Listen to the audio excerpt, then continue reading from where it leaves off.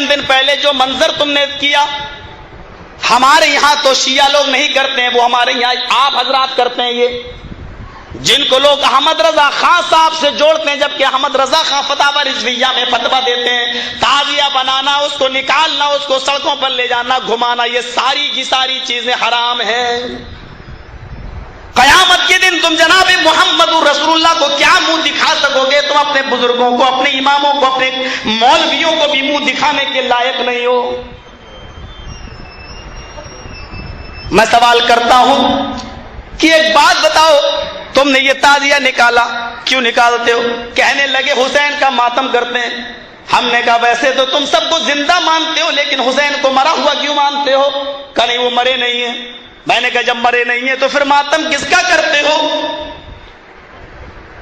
کہنے لگے چپ رہو، ہم نے اپنے باپ دادا کو یہی کرتے ہوئے دیکھا، یہ دلیل ہے۔ ارے مجھے تو بتاؤ، قرآن کہہ رہا ہے لا تقولوا لمن يقتل في سبيل الله اموات، جو اللہ کی راہ میں قتل کر دیے جائیں تم ان کو مردہ نہ کہو، بل احیاء، بلکہ وہ زندہ ہے۔ ایک جگہ اللہ نے فرمایا عند ربہم، وہ اپنے رب کے یہاں زندہ ہے، یرزقون، روزی دیے جا رہے ہیں۔ اور ایک جگہ فرمایا کہ وہ زندہ ہے ولکن لا تشعرون، لیکن تمہیں اس کا علم نہیں ہے، تم اس کے بارے میں جانتے نہیں ہو کہ وہ کہاں زندہ ہے۔ چلو یہ تو کلیئر ہو گیا، جو اللہ کی راہ میں قتل کر دیا جائے مردہ ہے یا نہیں، یہ تو ایک اختلافی مسئلہ ہے، لیکن مردہ کہنے سے ہمیں روکا گیا ہے۔ اللہ نے یہ نہیں کہا کہ وہ مردہ نہیں ہے، اللہ نے یہ کہا کہ تم ان کو مردہ نہ کہو، لا تقولوا لمن يقتل في سبيل اللہ، تم ان کو مردہ نہ کہو۔ جب ان کو مردہ کہنے کا حکم نہیں ہے اور تمہاری نظر میں شہید تو مرتا ہی نہیں ہے، وہ زندہ ہے، تو مجھے بتاؤ کہ جب زندہ ہے تو پھر ماتم کیسا؟ تم ماتم کر کے مردہ مان لو تو پکے مسلمان، اور ہم ان کو مردہ کہہ دیں تو ہم اسلام سے خارج ہو جاتے ہیں، ہم اسلام سے خارج ہو جاتے ہیں، ہم اسلام سے بے دخل ہو جاتے ہیں، ہم ملت اسلامیہ سے نکل جاتے ہیں، کیونکہ ہم نے ان کو مردہ مان لیا ہے۔ تم ان کو مردہ مان کر ماتم کرو تو سب جائز ہے، اگر زندہ ہے تو ماتم کیسا؟ زندہ ہے تو ماتم کیسا؟ اگر زندگی میں کسی کا ماتم کرنا جائز ہے تو تیرا باپ زندہ ہے، رو کر تو دکھا، تیری ماں زندہ ہے، ماتم کر کے تو دکھا، تیرا دادا زندہ ہے، ماتم کر کے تو دکھا۔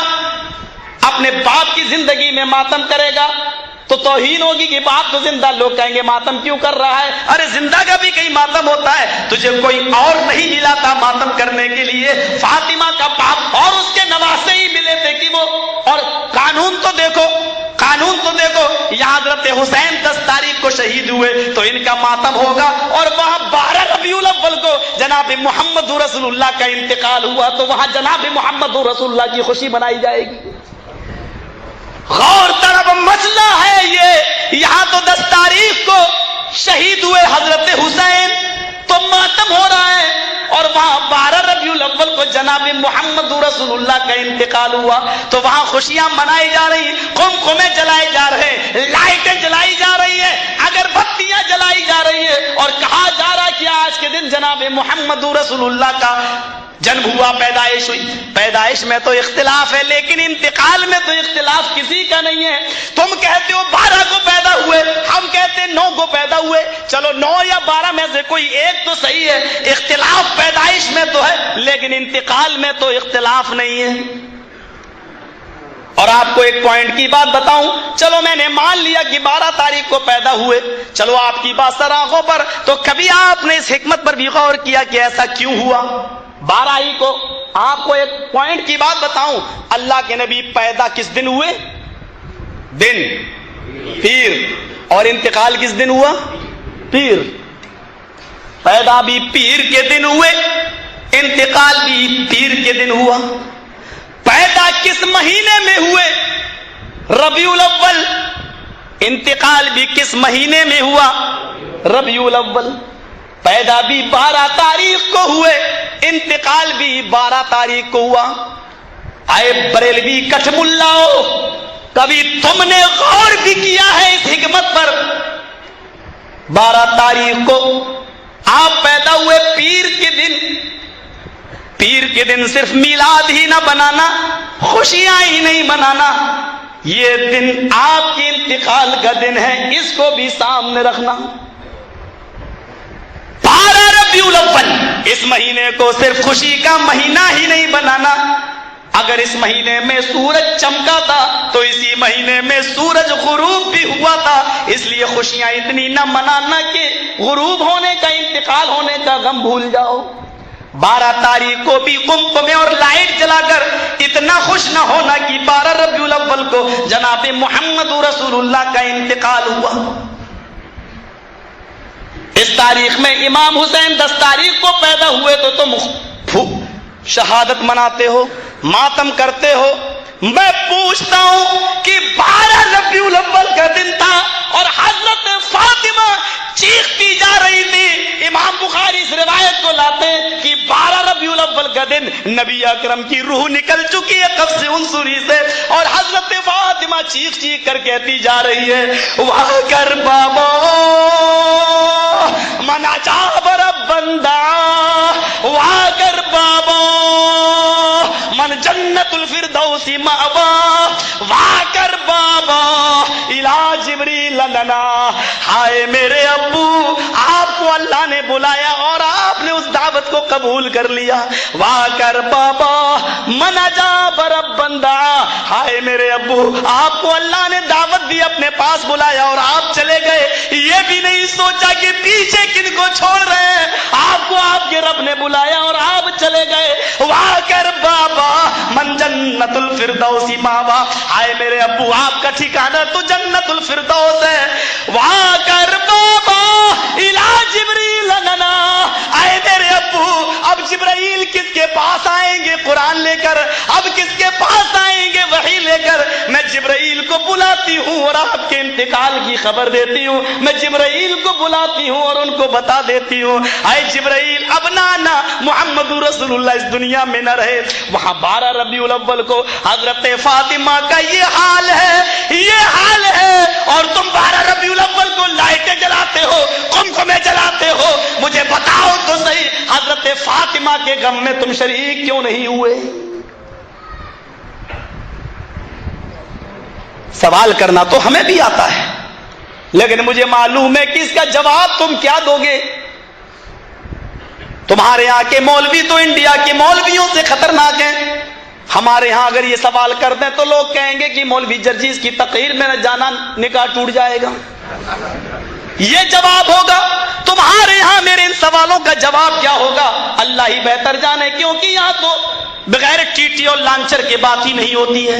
میں نہیں جانتا ہوں اس سوال کا جواب تمہاری نظروں میں کیا ہوگا، اللہ بہتر جانے، لیکن میرا سوال پھر بھی باقی رہے گا، میرے مرنے کے بعد بھی باقی رہے گا۔ مجھے اتنا بتا دو، امام حسین شہید ہوئے، ان کی شہادت کا غم تم آج تک منا رہے ہو اس لیے کہ حسین کی بیوی نے منایا، حسین کے بیٹے نے منایا، تو تم آج تک منا رہے ہو۔ میں پوچھتا ہوں کہ محمد رسول اللہ کے انتقال کا غم ان کی بیٹی بنا رہی ہے، تو تم کیوں نہیں بنا رہے ہو؟ ان کے غم میں تم شریک کیوں نہیں ہوئے ہو؟ اور غم بھی ایسا جو تھوڑا بہت نہیں ہے۔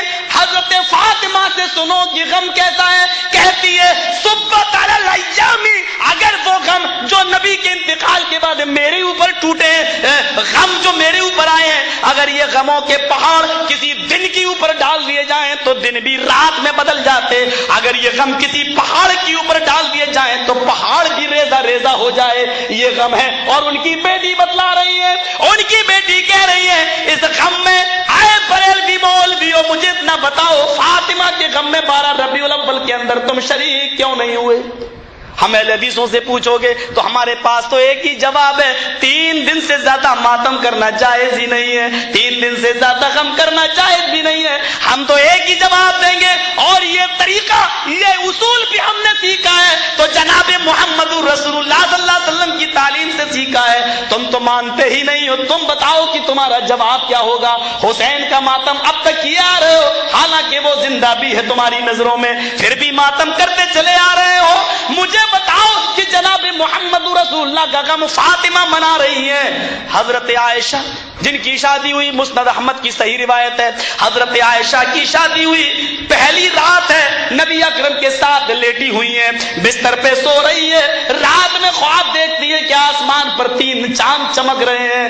تینوں چاند بہت زیادہ چمک رہے ہیں، لیکن ایک چاند بہت زیادہ روشن ہے، دوسرا اس سے کم، تیسرا اس سے کم. اما عائشہ خواب دیکھتی ہے کہ سب سے زیادہ جو چاند چمک رہا ہے وہ ٹوٹ کر میرے حجرے میں گرا. پھر دوسرے نمبر پر تھوڑی دیر بعد چاند ٹوٹا، وہ میرے حجرے میں گرا. پھر تیسرے نمبر پہ چاند ٹوٹا، وہ میرے حجرے میں گرا. صبح ہوئی، اپنے نبی سے، اپنے شوہر سے یہ خواب پوچھنا چاہتی ہیں، لیکن ہمت نہیں پڑی کہ میرے نبی، ابھی نئی نئی بیوی ہوں، چلو پھر کبھی پوچھ لوں گی، ابھی تو زندگی بھر رہنا نبی کے ساتھ. حضرت ابو بکر آئے، کہنے لگے بیٹی آیا عائشہ، تجھے تیری ماں یاد کر رہی ہے. اللہ کے نبی سے کہتے ہیں آپ کی اجازت ہو تو میں عائشہ کو گھر سے لے جاؤں اور اپنی بیوی سے، اس کی ماں سے ملا لاؤں، شام کو پھر آپ کے گھر چھوڑ دوں گا. فرمایا آپ کی بیٹی بھی ہے، لے جاؤ. حضرت عائشہ کو لے گئے. حضرت عائشہ اپنی ماں اور باپ کے ساتھ کھانا کھا رہی ہیں اور کہتی ہیں ابو جان آپ کو بھی تو خواب کی تعبیر کا علم ہے، آپ ہی بتا دیجئے. آج کی رات میں نے خواب دیکھا ہے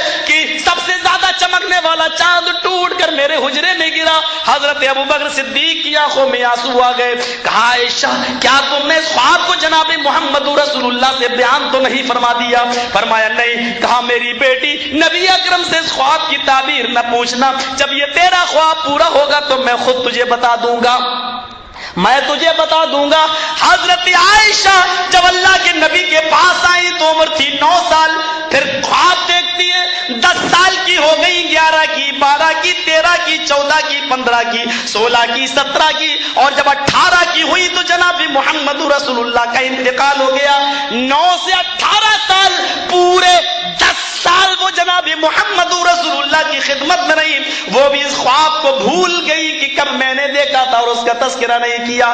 آج جناب محمد رسول اللہ کو دفن کیا جا رہا ہے، مٹی دی جا رہی ہے اور صحابہ کرام اس مٹی کو دینے کے بعد واپس آ جاتے ہیں. حضرت عائشہ صبح ہو کر بیٹھی ہوئی ہے، اپنے شوہر کی قبر کو دیکھ رہی ہیں، اپنے پیارے سرتاج کی قبر کو دیکھ رہی ہیں. حضرت ابو بکر صدیق اپنی بیٹی کے پاس آتے ہیں. بیٹی نے آنسو پوچھے، گویا کہ وہ اپنے باپ کو یہ بتانا چاہتی ہے کہ میں رو نہیں رہی ہوں، میں غم نہیں کر رہی ہوں. حضرت ابو بکر کہتے ہیں ہاں میری بیٹی کیا بات ہے؟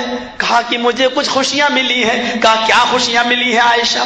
کہا آئے ابو جان اللہ کے نبی کا انتقال پیر کے دن میری باری کا دن تھا، میری باری تھی، میری باری کے دن نبی کا انتقال ہوا، یہ مجھے خوشی ملی ہے. میرے نبی کی روح قبض سے انصری سے پرواز ہوئی، اس وقت آپ میری ران کے اوپر لیٹے ہوئے تھے، یہ خوشی مجھے ملی ہے.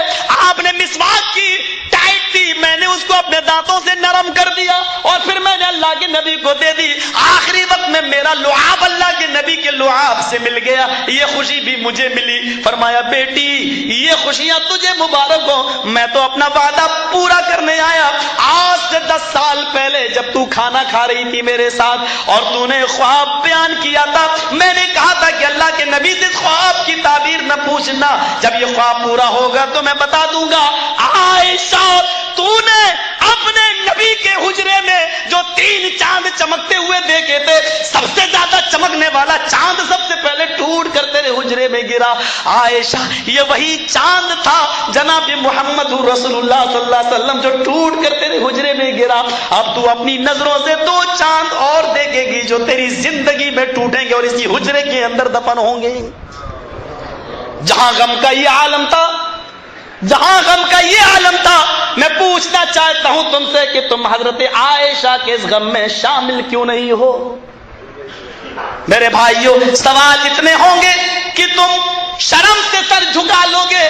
حقیقت یہ ہے کہ امام حسین کا ماتم کر کے لوگوں کی نظروں میں تم بچنا چاہتے ہو، یہ بتانا چاہتے ہو کہ مجھے جب نبی کے نوازے سے اتنی محبت ہے تو نبی سے کتنی ہوگی. حالانکہ پس پردہ تم نبی کے انتقال پر خوشیاں مناتے ہو، اور جو شخص نبی کے انتقال کے دن خوشیاں مناتا ہو اس سے زیادہ گستاخ رسول کون ہوگا؟ اس سے زیادہ محبت رسول پر کلنک لگانے والا اور داغ لگانے والا کون ہوگا؟ میرے بھائیوں میں پوچھنا چاہتا جاتا ہوں چلو عید کا دن ہے، خوشی کا دن ہے، لیکن آج کے دن اگر باپ کا انتقال ہو جائے تو آپ بتائیے نئے کپڑے پہنو گے؟ آپ بتائیے کہ آپ خوشیاں مناؤ گے؟ آپ بتائیے کہ آپ عید کے دن مان لو کہ 12 تاریخ کو اللہ کے نبی پیدا ہوئے، خوشیاں منا رہے ہو، لیکن اسی دن نبی کا انتقال ہوا تو گویا کہ عید کے دن باپ مر گیا ہو، اور جب آپ اپنے باپ کی مرنے کی خوشی عید کے دن پر ہی منا سکتے ہو، تو اس تاریخ میں ساری کائنات کے امت کا روحانی باپ جس کو استاد کہا گیا ہے، معلم انسانیت کا انتقال ہوتا ہے، تو اس دن تم خوشیاں کیوں منا رہے ہو؟ اس دن کو تم نے غم کا دن کیوں نہیں منایا؟ ایک بدعتی خرابی ہمارے معاشرے کے اندر یہ آئی ہے، سنا ہے، اللہ کرے کہ یہ بات جھوٹی نکلی،